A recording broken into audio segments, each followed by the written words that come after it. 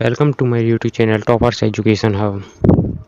दोस्तों, आज की इस वीडियो में हम देखने वाले हैं साइंस का कोशिका वाला टॉपिक। तो चलिए शुरू करते हैं। अगर वीडियो अच्छी लगे तो लाइक करना, शेयर। कोशिका जीवन की आधारभूत इकाई, cell the basal unit, basic unit of life.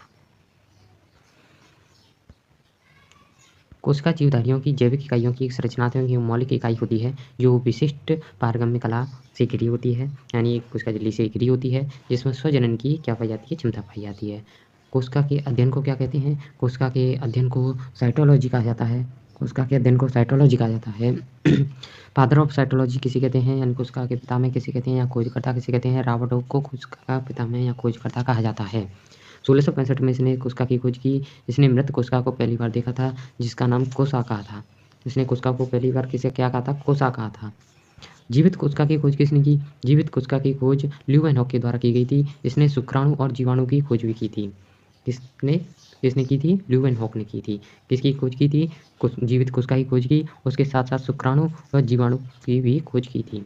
आधुनिक कोशिका विज्ञान का जनक किसे कहते हैं? ए के शर्मा को आधुनिक कोशिका विज्ञान का जनक कहते हैं। कोशिका सिद्धांत को प्रतिपादित करने वाले कौन कौन थे? कोशिका सिद्धांत को प्रतिपादित करने वाले स्लीटन और स्वान थे। कौन कौन थे? स्लीटन और स्वान थे। दोनों ने कोशिका सिद्धांत प्रतिपादित किया। कोशिका जीवन की इकाई होती है। कोशिका जीवन की इकाई होती है। एक कोशिका में भी जीवन हो सकता है, यानी कि कोशिका को आप ऐसे मान सकते हैं, कोशिका को आप ऐसे मान सकते हैं जैसे कि दीवार का निर्माण होता है, छोटी छोटी ईंटों से मिलकर दीवार का निर्माण होता है। इसलिए ईंट क्या होती है? मकान की क्या होती है? क्रियात्मक संरचनात्मक इकाई होती है। उसी प्रकार बड़े से बड़ा जीव हो सकता है या छोटे से छोटा जीव हो सकता है। सभी की संरचनात्मक क्रियात्मक इकाई क्या होगी? कोशिका होगी। इससे आप आसानी से समझ सकते हैं। इसी तरह संगठन के विभिन्न स्तर, कोशिका संगठन के आधार पर विभिन्न स्तर कौन कौन से हैं? पहला है परमाणु, यानी कि परमाणु से मिलकर क्या बने होते हैं? अणु बने होता है। अणु से मिलकर कोशिका बनी होती है। कोशिका से मिलकर ऊतक बना होता है और ऊतक से मिलकर अंग बना होता है। अंग से मिलकर तंत्र बना होता है, अंग तंत्र कहते हैं। और तंत्र से मिलकर शरीर बना होता है। शरीर से मिलकर समुदाय बना होता है और समुदाय से मिलकर जनसंख्या बनती है। जनसंख्या से मिलकर बहुत सी जनसंख्या हो जाती है और जनसंख्या से मिलकर फिर एक पारिस्थितिकी तंत्र का निर्माण करते हैं, पारिस्थितिकी का निर्माण करते हैं और बस कई पारिस्थितिकी तंत्र मिलकर एक जैव मंडल का निर्माण करते हैं। जैसे पृथ्वी पर पूरा जैवमंडल है, उस पर कई पारिस्थितिकी तंत्र पाए जाते हैं। पारिस्थितिकी तंत्र में जनसंख्या पाई जाती है, जनसंख्या में समुदाय पाए जाते हैं, समुदाय में बहुत से लोग पाए जाते हैं, उनका शरीर पाया जाता है। शरीर किससे मिलकर बना होता है? तंत्र से मिलकर बना होता है। तंत्र किससे बना होता है? अंगों से मिलकर बना होता है। अंग किसके मिलकर बने होते हैं? ऊतकों से मिलकर बने होते हैं। ऊतक किससे मिलकर बने होते हैं? कोशिकाओं से मिलकर बने होते हैं। कोशिका किससे बनी होती हैं? अणुओं से बनी होती है। अणु किससे बने होते हैं? परमाणु से बनकर बने होते हैं। इस प्रकार ये क्रम पूछ लिया जाता है एग्जाम में, तो इस प्रकार इसे ध्यान रखना चाहिए कि किससे मिलकर क्या बना होता है। अगला है कोशिकाओं के प्रकार। जीवों में दो प्रकार की कोशिकाएं पाई जाती हैं। दो प्रकार की कौन कौन सी? प्रोकैरियोटिक कोशिका, यूकैरियोटिक कोशिका। प्रोकैरियोटिक कोशिका कौन सी होती हैं? प्रोकैरियोटिक कोशिका होती है, उनमें केंद्रक कला क्या होती है? अनुपस्थित होती है। प्रोकैरियोटिक कोशिका में केंद्रक कला अनुपस्थित होती है। इस कारण केंद्रक में पाए जाने वाले जो पदार्थ होते हैं, जैसे प्रोटीन हुआ, डीएनए हुआ, आरएनए हुआ, ये सब क्या होता है? कोशिका द्रव्य में तैरते रहते हैं। कोशिका द्रव्य में तैरते रहते हैं, इनमें सुस्पष्ट केंद्रक नहीं पाया जाता है। ये होती है प्रोकैरियोटिक कोशिका। अगली होती है यूकैरियोटिक कोशिका। यूकैरियोटिक कोशिका कौन सी होती हैं? हाँ, जो प्रोकैरियोटिक कोशिका होती हैं उनमें द्विझिल्ली युक्त कोशिकांग होते हैं, जैसे कि गोल्गी काय हुआ, गोल्गी काय, माइटोकॉन्ड्रिया, तारकाय, इनका अभाव पाया जाता है। द्विझिल्ली युक्त विकसित कोशिकांग होते हैं, वो इनका अभाव पाया जाता है। अगला होता है यूकैरियोटिक कोशिका। यूकैरियोटिक कोशिका होती हैं, उनमें पूर्ण विकसित केंद्रक पाया जाता है। उनमें विकसित क्या पाया जाता है? केंद्रक पाया जाता है और जो केंद्र कला होती है वो भी पाई जाती है। और जो सभी विकसित कोशिकांग होते हैं, द्विझिल्ली युक्त कोशिकांग, एक झिल्ली युक्त कोशिकांग, जो कोशिकांग होते हैं वो सभी क्या होते हैं? यूकैरियोटिक में पाए जाते हैं। इस प्रकार की कोशिकाएं होती हैं वो नीले हरे शैवाल को छोड़कर, जिस सभी शैवाल और उच्च कोटि के पौधे जंतु सभी में यूकैरियोटिक कोशिकाएं पाई जाती हैं। बात करते हैं हम ऊतकों की। ऊतक क्या होते हैं? ऊतक कोशिकाओं का एक ऐसा समूह होता है जो उत्पत्ति में, संरचना में एवं कार्य में क्या होता है? समान होता है। जो उत्पत्ति जिनकी एक ही समान होती है, संरचना भी और कार्य भी उनके समान होते हैं, उन क्या कहते हैं? ऊतक कहते हैं। ऊतक शब्द किसने दिया था? ऊतक शब्द बीचेट ने दिया था। और ऊतक के अध्ययन को क्या कहते हैं? औतकी कहते हैं। ऊतक के अध्ययन क्या कहते हैं? औतकी कहते हैं। स्टडी ऑफ टिश्यू, यानी हिंदी इंग्लिश में बोलेंगे तो हिस्टोलॉजी, इंग्लिश में हिस्टोलॉजी कहते हैं, हिंदी में औतकी कहते हैं। बात करें सबसे बड़ी कोशिका की, तो सजीव जगत में सबसे बड़ी कोशिका शुतुरमुर्ग का अंडा होती है, जो कि लगभग कितना होता है 17 सेमी व्यास का होता है। सजीव जगत में सबसे छोटी कोशिका की बात करें तो होता है माइक्रोप्लाज्मा, 1 माइक्रोमीटर होते हैं। और मनुष्य की बात करें तो मनुष्य में सबसे बड़ी कोशिका होती है अंडाणु और सबसे छोटी कोशिका होती है शुक्राणु, स्पर्म। मनुष्य में सबसे लंबी कोशिका कौन सी पाई जाती है? मनुष्य में सबसे लंबी कोशिका होती है तंत्रिका कोशिका, जो कि कितनी होती है 1.5 मीटर की होती है। अगली होती है केंद्रक रहित कोशिकांग। कौन कौन से होते हैं? केंद्रक रहित कोशिकांग में आपके मनुष्य की जो परिपक्व आरबीसी होती है वो केंद्रक रहित होती है। केंद्रक रहित क्यों होती है? क्योंकि अधिक से अधिक रक्त का क्या कर सके, परिवहन कर सके, इसलिए उसमें केंद्रक नहीं पाया जाता, इस केंद्रक रहित कोशिकांग होती है। अगला होता है पादप में प्रभावी ढंग से चालनी नलिका होती है, उसमें अधिक से अधिक ग्लूकोज का परिवहन हो, इसलिए उसमें भी केंद्रक नहीं पाया जाता है। पादप की चालनी नलिका में मनुष्य के आरबीसी में केंद्रक नहीं पाया जाता है। अगली बात करते हैं कोशिका की। कोशिका किससे मिलकर बनी होती है? कोशिका 3 भागों से मिलकर बनी होती है। तो एक होता है कोशिका, एक होती है कोशिका झिल्ली, दूसरी होती है कोशिका द्रव्य, तीसरा कोशिका अंग। मतलब कोशिका जिनके अंदर कई प्रकार के अंग पाए जाते हैं, कोशिकांगों से मिलकर कोशिकांग होते हैं, कोशिका द्रव्य पाए जाते हैं। कोशिका द्रव्य कोशिकांग मिलकर एक जीव द्रव्य का निर्माण करते हैं। कोशिकांग और कोशिका द्रव्य जीव द्रव्य का निर्माण करते हैं, जिसे क्या कहते हैं? प्रोटोप्लाज्म कहते हैं। जिसे क्या कहते हैं? प्रोटोप्लाज्म कहते हैं। प्रोटोप्लाज्म कहते हैं। इसकी खोज किसने की? इसकी खोज डू जार्डिन ने की और नाम किसने दिया? परकिंजे ने। नाम परकिंजे के द्वारा दिया गया, यानी जीव द्रव्य की खोज डू जार्डिन ने की, नाम परकिंजे ने दिया। अगली बात करते हैं हम हक्सले के अनुसार जीव द्रव्य का भौतिक आधार। हक्सले क्या कहता है? हक्सले कहता है कि जीव द्रव्य का भौतिक आधार क्या होता है? जीव द्रव्य का भौतिक आधार, जीव द्रव्य होता है वो जीवन का भौतिक आधार होता है। इसी प्रकार जीन यानी कि डीएनए होता है वो जीवन का रासायनिक आधार होता है। भौतिक आधार किसे कहते हैं? जीव द्रव्य को कहते हैं। और रासायनिक आधार किसे कहते हैं? जीन को कहते हैं, यानी डीएनए को कहते हैं। यह है आपकी पादप कोशिका और यह है आपकी जंतु कोशिका। कोशिका की बात करें तो कोशिका की खोज करने से पहले, जीवित कोशिका की खोज की तो उससे पहले सूक्ष्मदर्शी का निर्माण हुआ। तो कौन सी सूक्ष्मदर्शी किसने बनाई? सरल सूक्ष्मदर्शी का निर्माण ल्यूवेनहॉक ने किया। किसने किया? ल्यूवेनहॉक ने किया। संयुक्त सूक्ष्मदर्शी का निर्माण किसने किया? जेन्सन एंड जॉनसन के द्वारा किया गया। संयुक्त सूक्ष्मदर्शी का निर्माण किया गया। इलेक्ट्रॉन सूक्ष्मदर्शी का निर्माण किसने किया? नॉल एवं रस्का के द्वारा इलेक्ट्रॉन सूक्ष्मदर्शी का निर्माण किया गया। नैनो तकनीकी यानी परमाणु का चित्र रोफर और पिंग के द्वारा दिया गया था। अगली बात करते हैं हम कोशिकांगों की, कि कोशिका के अंदर कौन कौन से कोशिकांग पाए जाते हैं। कोशिका के अंदर कौन कौन से कोशिकांग पाए जाते हैं? इनमें पहला है राइबोसोम। राइबोसोम राइबोसोम की खोज किसने की? राइबोसोम की खोज पैलेड के द्वारा की गई थी। राइबोसोम की खोज पैलेड के द्वारा की गई थी, 1955 में की गई थी। यह एक झिल्ली रहित कोशिकांग होता है, यानी इसके ऊपर झिल्ली नहीं पाई जाती है। 2 कणों से मिलकर बना होता है, जो एक छोटा कण एक बड़ा कण। इन कणों से मिलकर एक छोटा कण एक बड़ा कण से मिलकर जो बना होता है, जैसे राइबोसोम होता है, यानी कि इसमें झिल्ली नहीं पाई जाती, झिल्ली रहित कोशिकांग के नाम से जाना जाता है।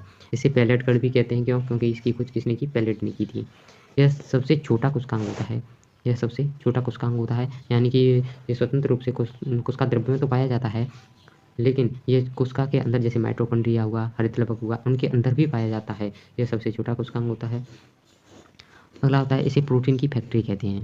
प्रोटीन की फैक्ट्री क्यों कहते हैं? क्योंकि प्रोटीन का निर्माण करता है, इसलिए इसे प्रोटीन की फैक्ट्री कहते हैं। इसी कारण इसे कोशिका का इंजन भी कहते हैं। कोशिका का इंजन भी कहते हैं। इसके अलग अलग नामों से इन्हें पूछ लिया जाता है, इसलिए इनको याद रखने की आवश्यकता है।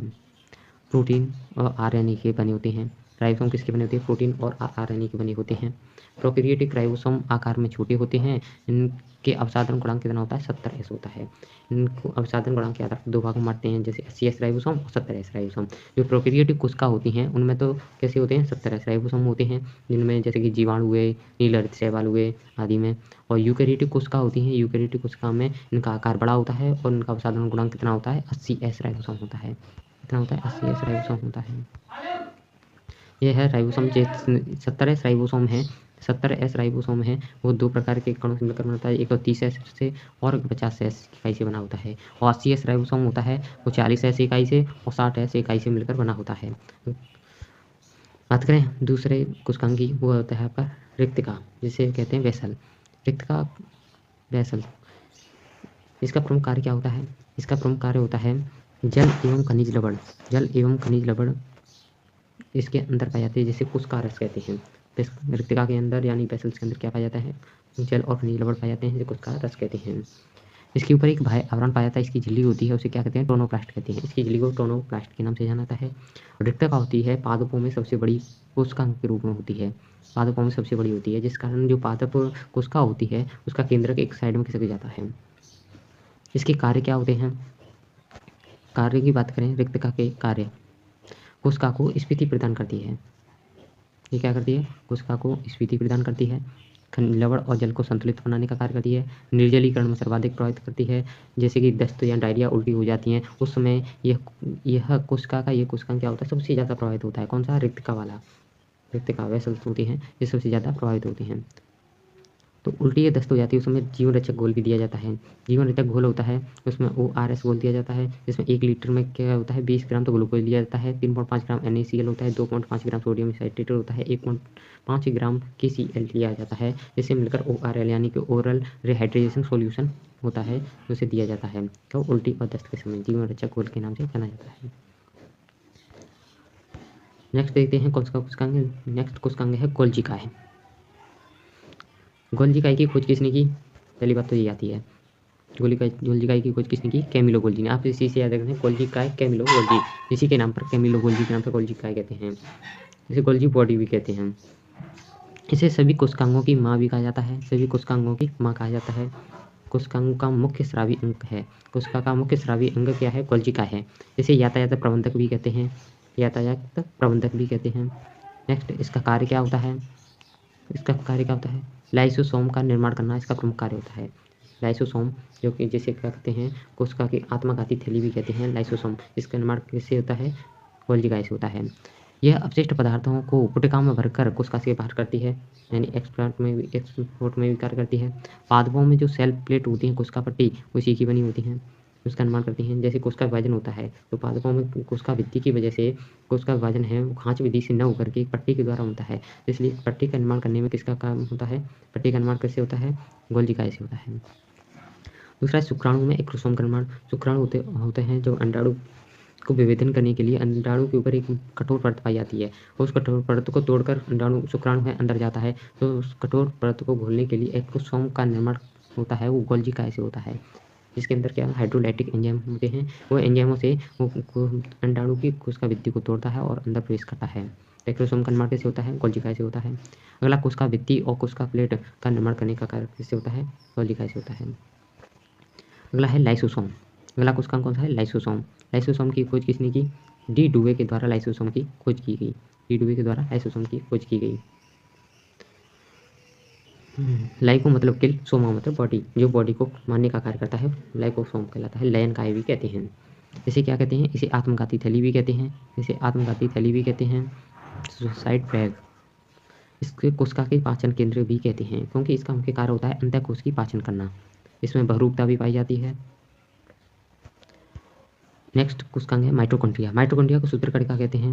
माइटो मतलब धागा और कणिका, कॉन्ड्रिया मतलब कणिका, यह धागा यानी कि सूत्र कणिका किसे कहते हैं, माइटोकॉन्ड्रिया को कहते हैं। इसे अलग नाम से भी पूछ लिया था एग्जाम में। इसकी खोज किसने की, अल्टमैन ने इसकी खोज की थी। इसका आकार कैसा होता है, अंडाकार होता है। माइटोकॉन्ड्रिया का नाम सी वंडा ने दिया था, माइटोकॉन्ड्रिया नाम किसने दिया था, सी वंडा ने दिया था। इसकी उत्पत्ति कोशिका में जीवाणु के प्रवेश से मानी जाती है। इसको श्वसन का केंद्र भी कहते हैं, श्वसन केंद्र कहते हैं। कोशिका का शक्ति गृह किसे कहते हैं, माइटोकॉन्ड्रिया को ही कोशिका का शक्ति गृह कहते हैं। प्रोटीन संश्लेषण में कार्य करता है, ये प्रोटीन संश्लेषण में भी सहायक होता है। माइटोकॉन्ड्रिया को अर्धस्वायत्त कोशिकांग कहते हैं। क्यों कहते हैं, क्योंकि इसमें अपने स्वयं का क्या होता है, डीएनए होता है। माइटोकॉन्ड्रिया में स्वयं का डीएनए पाया जाता है, डीएनए पाया जाता है। और इसमें स्वयं के क्या होते हैं, प्रोटीन निर्माण के कार्य होते हैं और स्वयं विघटित होने की क्षमता रखता है, यानी कि इसे एक तरह से जीवाणु कहा जाता है कि कोशिका के अंदर जीवाणु के प्रवेश से इसकी उत्पत्ति मानी जाती है, इसलिए इसे अर्धस्वायत्त कोशिकांग कहते हैं। अगला होता है लवक। लवक की खोज किसने की थी, लवक की खोज हैकल के द्वारा की गई, हैकल के द्वारा की गई। लवक केवल पादपों में पाए जाते हैं, जंतु कोशिकाओं में ये लवक नहीं पाए जाते, क्योंकि पादपों में लवकों के द्वारा क्या होता है, प्रकाश संश्लेषण की क्रिया होती है। नेक्स्ट देखते हैं लवक में कौन कौन से लवक होते हैं, देखते हैं। लवक होते हैं 3 प्रकार के होते हैं। लवक कितने प्रकार के होते हैं, 3 प्रकार के होते हैं, 3 प्रकार के होते हैं। कौन कौन से होते हैं, अवर्णी लवक, वर्णी लवक और हरित लवक। कौन कौन से लवक होते हैं, अवर्णी लवक, अवर्णी लवक, कौन से लवक हो गए? अवर्णीय लवक, जिसे क्या कहते हैं? ल्यूकोप्लास्ट। ये खाद्य संग्रहण का कार्य करते हैं, ल्यूकोप्लास्ट कहलाते हैं। एक होते हैं वर्णीय लवक। वर्णीय लवक होते हैं जिनको कहते हैं क्रोमोप्लास्ट, यानी कि रंग प्रदान करने का कार्य करते हैं। ये फल, पुष्प आदि को रंग प्रदान करते हैं। अगले होते हैं हरित लवक। हरित लवक को क्लोरोप्लास्ट कहते हैं। ये पत्तियों में पाए जाते हैं, पत्तियों में पाए जाते हैं। पादपों का रसोई घर, पादपों का रसोई घर भी किसे कहते हैं? हरित लवक को या क्लोरोप्लास्ट को कहते हैं। इसके अगले प्रकार होते हैं, कौन से होते हैं? एल्यूरोप्लास्ट, जिसमें प्रोटीन का संग्रहण किया जाता है उसे एल्यूरोप्लास्ट कहते हैं। वसा का संग्रहण किया जाता है, इलियोप्लास्ट कहलाता है। और स्टार्च का संग्रहण होता है, एमाइलोप्लास्ट कहलाता है। ल्यूकोप्लास्ट होते हैं भूमिगत तना, बीज, जड़ आदि में प्रकाश से वंचित भाग होते हैं, उनमें ल्यूकोप्लास्ट पाया जाता है। ये क्या होते हैं? संग्रहण का कार्य करते हैं। अगले होता है कोशिकांग होता है हरित लवक। हरित लवक की बात करें तो हरित लवक में क्लोरोप्लास्ट कहते हैं। हरित लवक को क्या कहते हैं? क्लोरोप्लास्ट कहते हैं। ये हरित क्लोरोफिल पाए जाते हैं। क्लोरोफिल पाए जाते हैं। क्लोरोफिल में मैग्नीशियम तत्व पाया जाता है। कौन सा? Mg++ तत्व पाया जाता है। हरित लवक के कारण पत्तियों का रंग कैसा होता है? हरा होता है। हरित लवक को भी अर्धस्वायत्तशासी कोशिकांग कहते हैं, क्योंकि इनमें स्वयं का डीएनए होता है। इसकी भी उत्पत्ति कोशिका में जीवाणु के प्रवेश से मानी जाती है। इसकी भी उत्पत्ति कैसे मानी जाती है? जीवाणु के प्रवेश से मानी जाती है। इसमें भी राइबोसोम पाए जाते हैं। बात करें केंद्रक की। केंद्रक की खोज किसने की? केंद्रक की खोज रॉबर्ट ब्राउन के द्वारा की गई थी, 1838 में की गई थी। इसमें डीएनए, आरएनए और गुणसूत्र पाए जाते हैं। कोशिका का मुख्य कोशिकांग भी कहते हैं। कोशिका का प्रबंधक और नियंत्रक किसे कहते हैं? केंद्रक को कहा जाता है। जंतु में सबसे बड़ा कोशिकांग होता है केंद्रक। केंद्रक के अध्ययन को क्या कहते हैं? केंद्रक के अध्ययन को कैरियोलॉजी कहते हैं। केंद्रक के अध्ययन को कैरियोलॉजी कहते हैं, केंद्रक विज्ञान कहते हैं। केंद्रक का आनुवंशिकी में बहुत महत्वपूर्ण योगदान होता है। क्यों होता है? क्योंकि इसमें अंदर क्या पाए जाते हैं? गुणसूत्र पाए जाते हैं। बात करें केंद्रक की। केंद्रक से मिलकर केंद्रक में अंदर क्या होता है? गुणसूत्र होता है। गुणसूत्र में जीन होते हैं। जीन में डीएनए में पाया जाता है। डीएनए से एमआरएनए का निर्माण होता है। एमआरएनए से प्रोटीन का निर्माण होता है। प्रोटीन से एंजाइम बनते हैं। एंजाइम से जैव रासायनिक क्रियाएं, उपापचय क्रियाएं, सभी मेटाबॉलिक क्रियाएं होती हैं, वो सभी संचालित होती हैं। अगला होता है न्यूक्लिक अम्ल। न्यूक्लिक अम्ल कौन कौन से होते हैं? न्यूक्लिक अम्ल होते हैं जिन्हें न्यूक्लिक अम्ल होते हैं उसकी खोज किसने की थी? मिसर ने की थी, मवाद कोशिकाओं में की थी। ये दो प्रकार के न्यूक्लिक अम्ल होते हैं। पहला होता है डीएनए, दूसरा होता है आरएनए, यानी डिऑक्सी राइबोज न्यूक्लिक अम्ल, और आरएनए होता है राइबोज न्यूक्लिक अम्ल। नेक्स्ट देखते हैं डीएनए। डीएनए क्या होता है? डीएनए एक जटिल जैव अणु होता है। इसका निर्माण 3 प्रकार के सरल अणुओं से होता है। कौन कौन से अणु होते हैं? पहला होता है फास्फेट अणु, दूसरा होता है शर्करा, तीसरा होता है नाइट्रोजनी क्षार। फास्फेट, शर्करा, नाइट्रोजन क्षार से मिलकर क्या बने होते हैं? डीएनए बने होते हैं। नाइट्रोजनी क्षार होते हैं, ये 2 प्रकार के होते हैं। कौन कौन से? प्यूरिन और पिरिमिडिन। प्यूरिन होता है, इसके 2 भाग होते हैं, एडेनिन और ग्वानिन। और पिरिमिडिन के 2 भाग होते हैं, थाइमिन और साइटोसिन। पिरिमिडिन का एक और भाग होता है यूरेसिल, जो कि आरएनए में पाया जाता है। डीएनए होता है, डीएनए में डीएनए है वह शर्करा, नाइट्रोजन क्षार से मिलकर न्यूक्लियोसाइड का निर्माण करते हैं। और न्यूक्लियोसाइड में अगर फास्फेट जुड़ जाता है तो न्यूक्लियोटाइड कहते हैं। न्यूक्लियोसाइड में फास्फेट जुड़ जाता है तो उसे क्या कहते हैं? न्यूक्लियोटाइड कहते हैं। डीएनए कैसी संरचना होती है? डीएनए एक द्विकेंद्रित संरचना होती है, इसे डबल हेलिक्स कहते हैं। 2 नाइट्रोजनी क्षारकों के मध्य में अंतराल पाया जाता है। कितना पाया जाता है? 3.4 अंगस्ट्रॉन का होता है। 3.4 अंगस्ट्रॉन का अंतराल पाया जाता है। डीएनए को द्विकेंद्रित मॉडल है वो वाटसन और क्रिक के द्वारा दिया गया। इसका विस्तृत अध्ययन एक्सरे विवर्तन विधि के द्वारा किया जाता है। किसने किया था? विल्किंसन और फ्रैंकलिन ने किया था, जिसके लिए वाटसन और क्रिक ने और तीनों को क्या मिला था? नोबेल पुरस्कार मिला था। 1962 में वाटसन, क्रिक और विल्किंसन को नोबेल पुरस्कार भी दिया गया था। डीएनए का द्रव्यमान पिकोग्राम में मापा जाता है। विकृतीकरण किसे कहते हैं? यानी कि डीएनए को गर्म कियाते हैं 92 डिग्री सेल्सियस पर डीएनए को गर्म करते हैं तो उसके हाइड्रोजन बंध टूट जाते हैं इस कारण उसे विकृतीकरण कहते हैं। अनुशीतला किसे कहते हैं? ठंडा करने पर 54 डिग्री सेल्सियस पर अनुशीतलक कहलाता है। अगला होता है डीएनए पॉलीन्यूक्लियोटाइड श्रृंखला होती है, यानी न्यूक्लियोटाइडों की बहुत सी श्रृंखला आपस में जुड़ जाती हैं, डीएनए का निर्माण करती हैं, इसे पॉलीन्यूक्लियोटाइड श्रृंखला कहते हैं। समस्त जीवों में आनुवांशिक पदार्थ के रूप में डीएनए होते हैं। समस्त जीव होते हैं आनुवांशिक पदार्थ किसके रूप में होते हैं? डीएनए के रूप में होते हैं।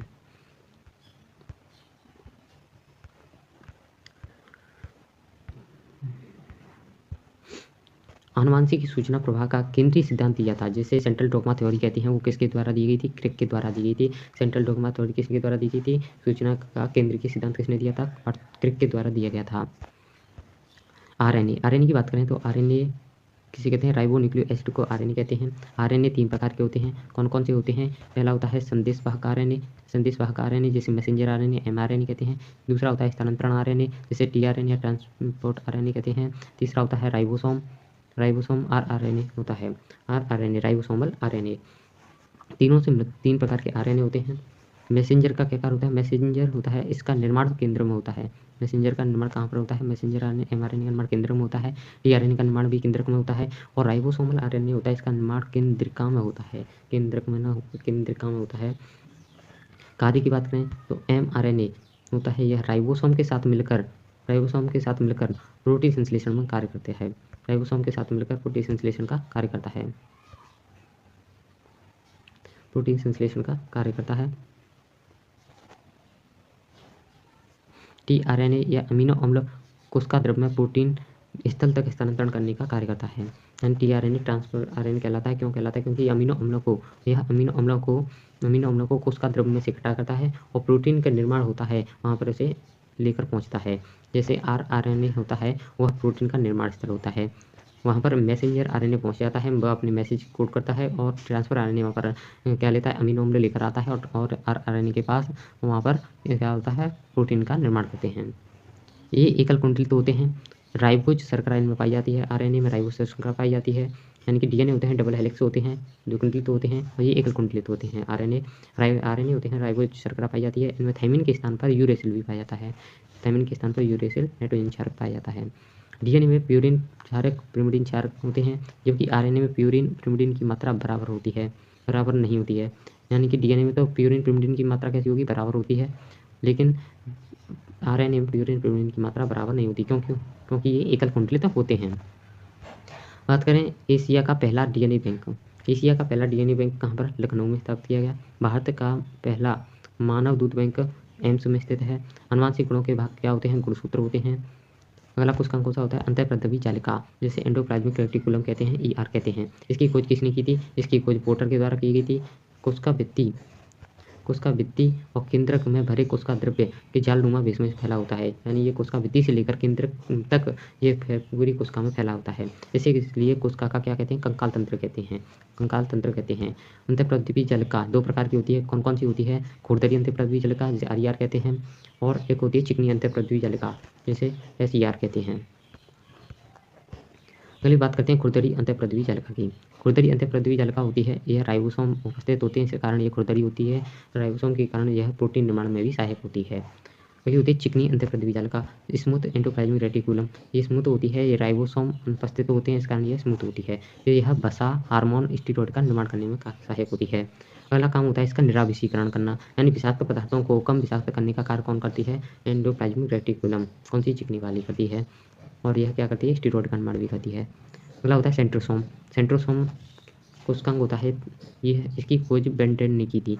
नाम किसने दिया? बॉवेरी ने दिया। सेंट्रोसोम तारका है, इसके नाम किसने दिया? बॉवेरी ने। ना खोज किसने की? बेंटेन ने की। ये पादपों में अनुपस्थित होता है। इसका प्रमुख कार्य क्या होता है? इस सेंट्रोसोम का प्रमुख कार्य होता है कोशिका विभाजन के समय तर्कु तंतु बनते हैं, स्पाइडल फाइबर बनते हैं। उसका निर्माण किससे होता है? उसका निर्माण सेंट्रोसोम यानी कि तारकाय से होता है। अगला होता है सूक्ष्मकाय यानी माइक्रोबॉडी किसे कहते हैं? बहुत सारी झिल्ली आवृत सूक्ष्म थैलियाँ होती हैं, जो विभिन्न प्रकार के एंजाइम इसमें मिलते हैं। ये पौधे और जंतु कोशिकाओं में पाई जाती हैं और ये पूरी कोशिका का ढांचा तैयार करती हैं, इसलिए इन्हें माइक्रोबॉडी सूक्ष्मकाय कहते हैं। अगला भाग होता है अनुवांशिकी पढ़ते हैं। अनुवांशिकी में क्या होता है? पीढ़ी दर पीढ़ी संचित होने वाले आनुवांशिक लक्षण होते हैं, उन्हें जेनेटिक्स के द्वारा पढ़ते हैं, जेनेटिक्स में पढ़ते हैं। यानी कि आनुवांशिक लक्षण कैसे कहते हैं? पीढ़ी दर पीढ़ी जो लक्षण एक पीढ़ी से दूसरी पीढ़ी में स्थानांतरित होते हैं, उसे आनुवांशिक लक्षण कहते हैं। आनुवांशिक के बारे में सबसे पहले किसने बताया था? ग्रेगर जोहान मेंडल के द्वारा बताया गया था, इसलिए इन्हें आनुवांशिक का पिता कहते हैं। आनुवांशिकी शब्द सर्वप्रथम W वाटसन के द्वारा दिया गया। जीन शब्द है जॉनसन के द्वारा दिया गया। जीन शब्द जॉनसन ने 1909 में दिया। यह केवल DNA से बने होते हैं। जीन किससे बने होते हैं? DNA से बने होते हैं। अगला होता है जीन के बारे में। जीन आनुवांशिकता या गुणसूत्र की क्या होती है? इकाई होती हैं। मानव जीनोम में लगभग 30,000 प्रकार के जीन पाए जाते हैं। जीनोम में 58.5% DNA निष्क्रिय होता है, जिसे क्या कहते हैं? जंक DNA कहते हैं। जंक DNA किसे कहते हैं? जो जीनोम होता है उसमें 58.5% लोग DNA कैसे होते हैं? निष्क्रिय होते हैं, इसलिए इसे जंक DNA कहते हैं। और केवल सक्रिय कितने होते हैं? 1.5% होते हैं वो सक्रिय DNA होते हैं। मानव में जीनोम में कुल 300 करोड़ क्षार युग्म पाए जाते हैं। यूरिन पिरिमिडीन यूरेसिल आदि क्षार युग्म होते हैं, वो कितने होते हैं? 300 करोड़ होते हैं। जीन मुख्य रूप से 3 प्रकार के होते हैं। कौन से? सिस्टोन, प्रीकॉन, म्यूटेंट प्रकार के होते हैं। अगला होता है आनुवांशिक गुट। आनुवांशिक गुट की खोज किसने की थी? इसकी खोज एच.जी. खुराना के द्वारा, मथाई और नीरेनबर्ग के द्वारा की गई। इन तीनों को नोबेल पुरस्कार भी मिला था। बात करते हैं आनुवंशिकता का गुणसूत्री सिद्धांत। आनुवंशिकता का गुणसूत्री सिद्धांत बोवेन और सटन के द्वारा दिया गया था। बोवेरी और सटन के द्वारा दिया गया। इसमें 3 प्रकार के न्यूक्लियोटाइड से मिलकर बना होता है, एजीजी और सीसीजी, डीएए। न्यूक्लियोटाइड का बना होता है, यानी कि न्यूक्लियोटाइड होते हैं तीन न्यूक्लियोटाइड का बना होता है। क्या कोड होता है वो तीनों से मिलकर बना होता है। आनुवंशिक सूचना प्रवाह का केंद्रीय सिद्धांत है, यानी कि सेंट्रल डॉगमा थ्योरी किसके द्वारा दी गई? किर्क के द्वारा दी गई थी। इसमें 64 प्रकार के बेसिक गेटेड कार्ड बनते हैं और यह डीएनए में निहित होता है। बात करते हैं गुणसूत्र की। गुणसूत्र यानी कि क्रोमोसोम, ये आनुवंशिक गुणों का माता पिता की संतानों में युग्मकों के माध्यम से स्थानांतरण होते हैं। गुणसूत्र क्या होते हैं? गुणसूत्र ही आनुवंशिक गुण होते हैं। गुणसूत्र आनुवंशिक गुण होते हैं, माता पिता से संतानों में जाते हैं। किसके माध्यम से? युग्मकों के माध्यम से स्थानांतरित होते हैं। गुणसूत्रों का निर्माण क्रोमेटिन नामक पदार्थ से होता है। ये मुख्य रूप से हेटेरोक्रोमेटिन और यूक्रोमेटिन 2 प्रकार का होता है। गुणसूत्र की खोज किसने की? गुणसूत्र की खोज स्ट्रासबर्ग ने की थी। नाम बाल्डेयर के द्वारा दिया गया था। प्रत्येक कोशिका के केंद्र में कितने गुणसूत्र होते हैं? 40 गुणसूत्र होते हैं। किसके में? मानव के प्रत्येक कोशिका में। और जोड़ी की बात करें तो कितने होते हैं? 23 जोड़े गुणसूत्र पाए जाते हैं।